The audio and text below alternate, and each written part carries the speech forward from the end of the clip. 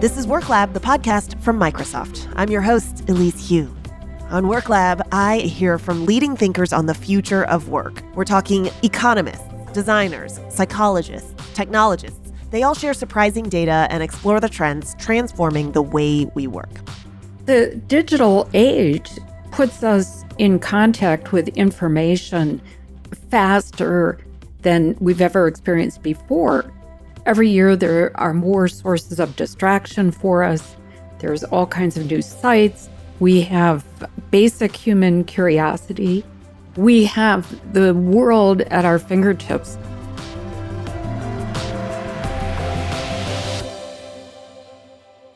That was Gloria Mark. She has spent decades researching how technology affects our ability to focus. She's a professor in the Department of Informatics at the University of California, Irvine, a visiting researcher at Microsoft since 2012, and she has a thought-provoking and helpful new book, Attention Span, a groundbreaking way to restore balance, happiness, and productivity. How can you regain control of your focus in an era of scrolling and social media? How can you work more effectively to make time for life and help your teams do the same? Gloria has tips and some insights on how AI might help us out, too. All right, here's my conversation with Gloria.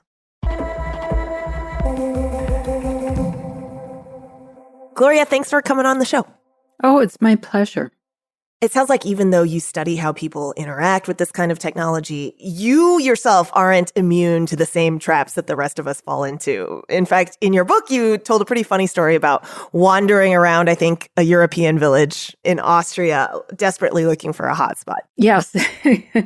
Every year, we would visit my husband's mother, who lived in a small Austrian village, and she didn't have internet. And the closest internet cafe was like a 20 or 30-minute drive. Wow. So I used to walk around the neighborhood holding my laptop, looking for bars to appear to get a Wi-Fi signal. Let's get into the research. What have you found since that time? I know your story took place more than a decade ago now. So what have you found about how attention spans have changed over the years? Yeah, so we first started tracking attention spans back in 2004. And this was, not too long after I became really interested to study this phenomenon and wanted to find out to what extent is it widespread that people have a hard time keeping their attention on any application or screen. And at the time, we found the average attention span to be 2.5 minutes on average. And this was done with people in a workplace. So it was people with various job roles, both men and women, people of different ages. And in 2012, we discovered using computer logging techniques that attention spans averaged about 75 seconds. And then in the last 5 or 6 years, we found attention to average 47 seconds. What did you make of these results? I was astonished. Even back in 2004 with 2.5 minutes, this was far shorter than I had expected. I thought it would be about 10 minutes or so. But, as I think about it over the years, we do spend very short amounts of time, say, when we go to email, or even if we go on social media, we tend to spend short snippets of time on these different sites. And it's also reflected when we're trying to do work. If you have a Word doc open, you're trying to work on it. We also tend to keep switching our attention away from that. Is it a problem that our attention spans have dwindled to such mere, fractions of minutes? Yeah, it's a problem for 3 reasons. So first of all, we know from decades of laboratory studies that people make more errors when they switch their attention. There are studies done with people in offline environments. People in the medical profession, doctors and nurses, make more errors when their attention is shifting. Pilots make more errors. A second reason is that it harms performance in the sense that it takes more time to get any single task done when you're shifting your attention back and forth. So, imagine that you're trying to write a paper. That's what I do for a living. I write papers. And then suddenly I switch my attention to check email and then switch back. Guilty. Yes, we all are. And it's called a switch cost. Imagine that you have an internal whiteboard in your mind. And when you're working on a task, let's say you're writing an article, you have the information you need for that task on this whiteboard, the topic you want to write about, the things you want to say. And then suddenly we switch to check email. And what we're doing in our mind is we're erasing that whiteboard. And then we're rewriting new information on it that we need. Who is the email sender? What do we need to write? And then we suddenly switch our attention again and work on a different task. Let's say you're checking a budget. And sometimes we can't erase that whiteboard completely. There's going to be a residue. And that's going to interfere with the thing you're trying to do right now, your task at hand. And let me mention the third reason why shifting attention is harmful to our performance. And that is that it creates stress. We know it causes stress. So when people are shifting back and forth rapidly in laboratory studies, we've seen that blood pressure rises. And of course, when people are asked, what's your perceived level of stress? People also report higher stress subjectively.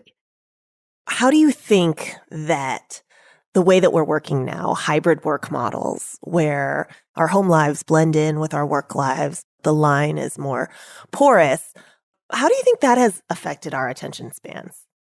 So the borders between work and home life tend to flow together. We're distracted by different things when we're at home. If you're fortunate to be able to work in a private space, a private office, that's better. The other thing is that when we work at home, we tend to extend our workday. It's hard to create a structure of now is work start time, now is work stop time, in the same way we can when we're physically present in an office. How could we do it better? What is a more aspirational vision for human attention, whether that's at the workplace or in other spheres? I can say a bit about individual solutions. One thing you can do to achieve agency over your attention is to practice what I call meta-awareness, which means being aware of what you're doing as it's unfolding. We tend to do so many automatic actions when we use our devices. We might switch screens to look at social media, and that's an automatic action. I see my phone and I might grab it. That's automatic. Yeah. And so if we can make these kinds of automatic actions, if we can raise them to our conscious awareness, then we can be intentional in our behaviors. What I do is probe. Probing is a way to ask yourself reasons for why you're doing something. So when I have an urge to check the news, and I'm a news junkie, and I can recognize that urge, and I can ask myself, Gloria, do I need to read news right now? Why do I have this urge to check news? It's usually because I'm procrastinating, because I don't want to do the task that's in front of me. And when I recognize that, it can help me stay on task. So another individual thing that we can do is to practice what's called forethought. And forethought means imagining how our current actions are going to affect our future selves. And the best time frame to think about is later in the day. So I have this urge to go on social media. I know I'm someone who's going to spend 30 minutes on social media, maybe an hour. I have to pause and imagine my future self at 7 p.m. or 10 p.m. Am I going to be relaxing on the couch, feeling fulfilled? I completed what I planned to, or am I going to be still working on that overdue report? So practicing forethought can help put our current actions in check. Another thing that we can do as individuals is to design your day. Typically, when we think about scheduling our day, we think about scheduling things back to back and trying to pack as much as we can. But I'd like to change that kind of thinking so we can design our day, first of all, to take advantage of those times when our focus is at its peak and to arrange to do the hard work, the work that requires the most creativity during those peak times when we know we're at our peak performance. And then when we're in our troughs, you can do what I call subordinate work. There is an expression that the Japanese use. It's called yohaku no bi, which refers to the beauty of empty space. And we should try to design empty space into our day. It's time when you can pull back from work, time for contemplation, meditation. It's time when you can take a walk. It's time for you to replenish your mental resources. And it's very important to design this empty space in your day, design it strategically. Okay, so that is individually what we can do to sort of regain agency over our attention, or at least be more aware of how easily distracted we get. What about organizations, especially since remote and or hybrid work is now the new normal and the reality of many jobs? How could organizations do it better? Some organizations have talked about instituting a quiet time. This is a time during the day when electronic communications aren't being sent. And, as you know, a lot of organizations have struggled with email. Yeah. We spend a good chunk of our day just dealing with email. Mm-hmm. But we also found, and this was research done with my colleagues at Microsoft Research, we find that people check their email on average 77 times a day. Oh my gosh. Which is quite a bit. That's a lot of interruptions. And by having a quiet period of time where there won't be anything coming into your inbox, this can change these habitual behaviors of checking email so that we're not doing it 77 times a day, right? And it might take some time to break this habit, but it can be done. So having a quiet time, at points during the day or even one period during the day can certainly help rewire people's habits and rewire their expectations of checking email. Okay, so we've talked about how digital technologies can be harmful to our attention spans and the consequences of that. But could other technologies, like the advancements that we've seen in AI, be part of the cure? Because I know that you have worked with Microsoft Research to look at how AI could now come in and maybe help people avoid distraction. I did a study with Eve Kamani. She was the lead researcher. This was at Microsoft Research. The study was also done with Mary Chervinsky.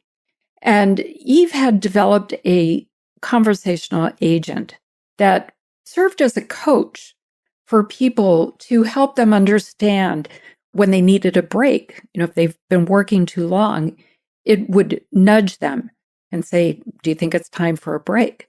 When people spent too long on social media, so after, say, 5 minutes, this agent would nudge people and say, you've been on social media for 5 minutes. Don't you think it's time to come back now to work? And people reported that they liked having this kind of coach.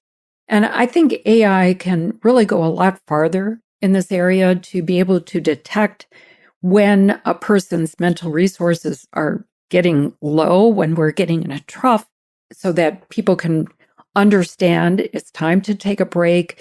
These kinds of agents can suggest the best kinds of breaks for us. So there's really a lot of opportunity there. I'm glad you mentioned breaks because I'd love to know what makes a break effective.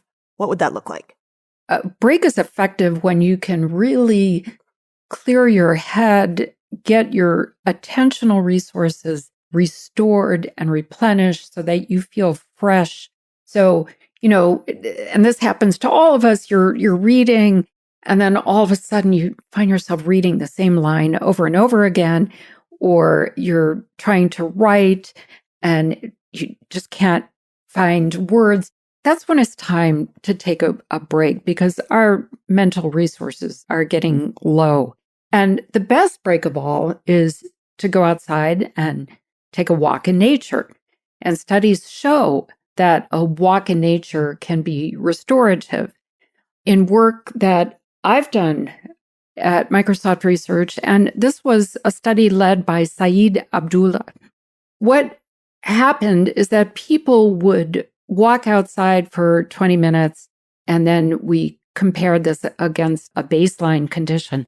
And it turns out that just spending 20 minutes in nature enabled people to have better divergent thinking. And that means being able to think of more ideas and better quality ideas.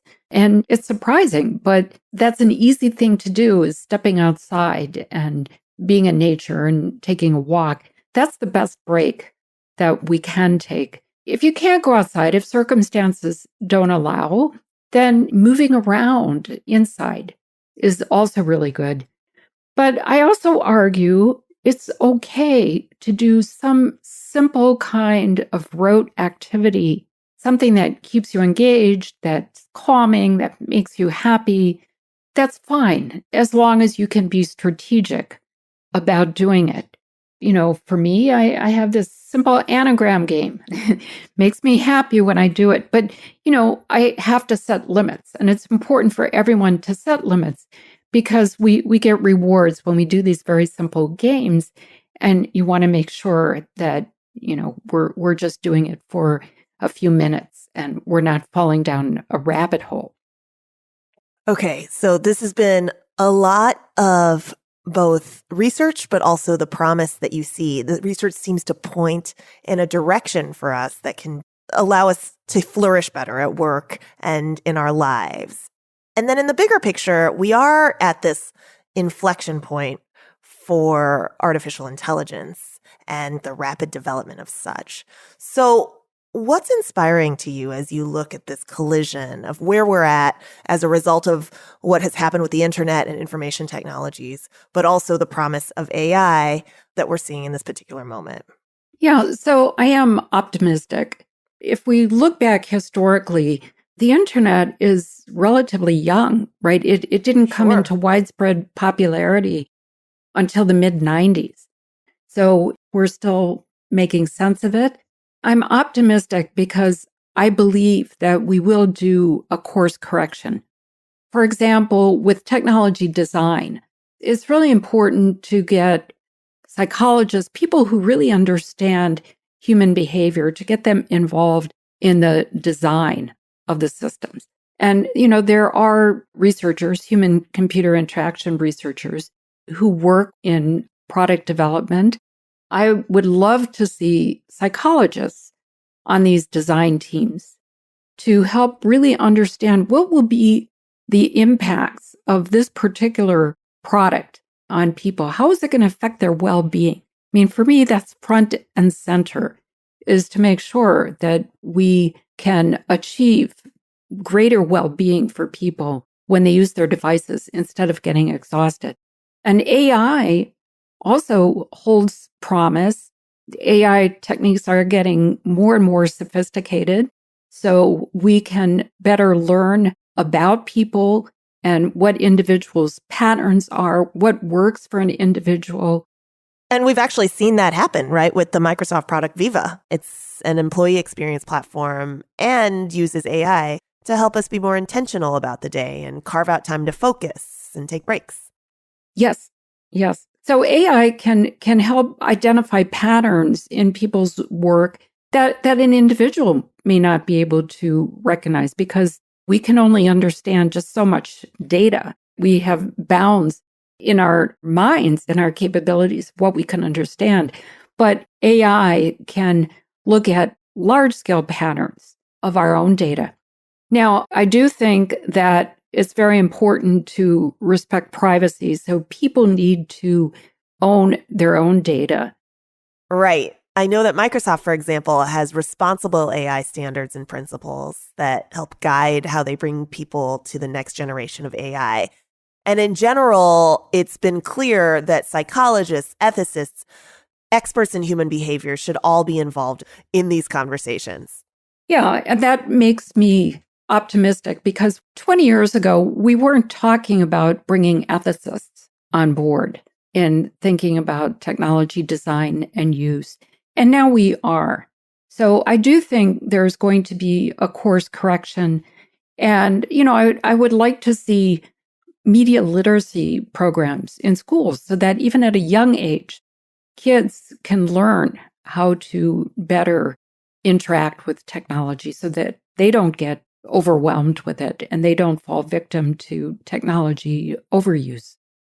Okay, a lot to think about and full of insight. Dr. Gloria Mark from the University of California, Irvine. Dr. Mark, thank you. Thank you for having me. And that's it for this episode of Work Lab, the podcast from Microsoft. Please subscribe and check back for our next episode where I'll be talking with technologist John Maeda, the Vice President of Design and AI at Microsoft, about how artificial intelligence can boost creativity and reduce tedium at work. If you've got a question you'd like us to pose to leaders, please drop us an email at worklab@microsoft.com and check out the WorkLab digital publication, where you'll find transcripts of all our episodes, along with thoughtful stories that explore the ways we work today. You can find all of it at microsoft.com/worklab. As for this podcast, please rate us, review, and follow us wherever you listen. That helps us out a lot. The WorkLab podcast is a place for experts to share their insights and opinions. As students of the future of work, Microsoft values inputs from a diverse set of voices. That said, the opinions and findings of our guests are their own, and they may not necessarily reflect Microsoft's own research or positions. WorkLab is produced by Microsoft with Godfrey Daddich Partners and Reasonable Volume. I'm your host, Elise Hu. Barry Melton is our correspondent. Sharon Calander and Matthew Duncan produced this podcast. Jessica Volker is the WorkLab editor.